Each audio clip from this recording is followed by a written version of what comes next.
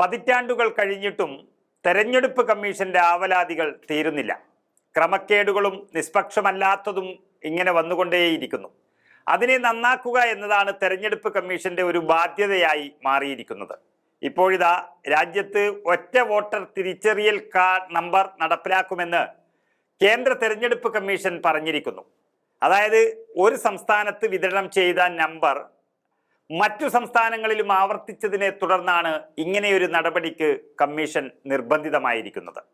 സംസ്ഥാന തലത്തിൽ തിരിച്ചറിയൽ കാർഡ് തയ്യാറാക്കിയപ്പോൾ സംഭവിച്ചതാണ് ഇത്. അതുകൊണ്ട് കേന്ദ്രീകൃത പോർട്ടലിലേക്ക് ഡാറ്റാബേസ് മാറ്റിയ ശേഷം ആ നമ്പറിലെ ഇരട്ടിപ്പ് സംഭവിക്കുന്നില്ലെന്നും തെരഞ്ഞെടുപ്പ് കമ്മീഷൻ വ്യക്തമാക്കിയിരിക്കുന്നു.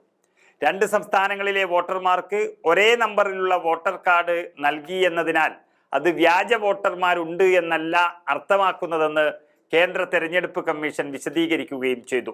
എന്നാൽ ചില വോട്ടർമാരുടെ തെരഞ്ഞെടുപ്പ് വോട്ടർ കാർഡിലെ നമ്പറുകൾ ഒരുപോലെ ആയിരിക്കാമെന്നും പക്ഷേ ഇവരുടെ പേരുൾപ്പെടെയുള്ള വിവരങ്ങൾ, നിയോജക മണ്ഡലം, പോളിംഗ് ബൂത്ത് എന്നിവ ഉൾപ്പെടെയുള്ള വിശദാംശങ്ങൾ വ്യത്യസ്തമായിരിക്കുമെന്നും കമ്മീഷൻ വ്യക്തമാക്കിയിട്ടുണ്ട്.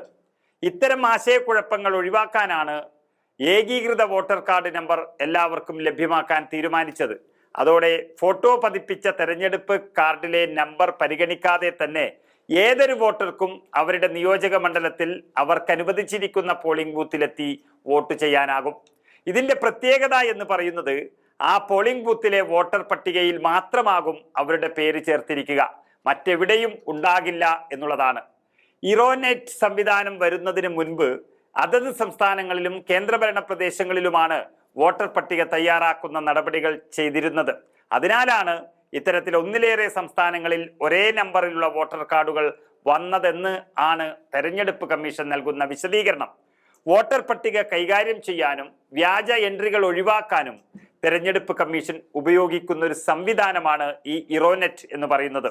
വോട്ടർ ഐഡികൾക്ക് ഏകീകൃത നമ്പറുകൾ നൽകുന്നതോടെ ഇത്തരത്തിലുള്ള ഇരട്ടിപ്പുകൾ എല്ലാം ഒഴിവാക്കുമെന്നും തെരഞ്ഞെടുപ്പ് കമ്മീഷൻ ഉറപ്പു നൽകുകയാണ്.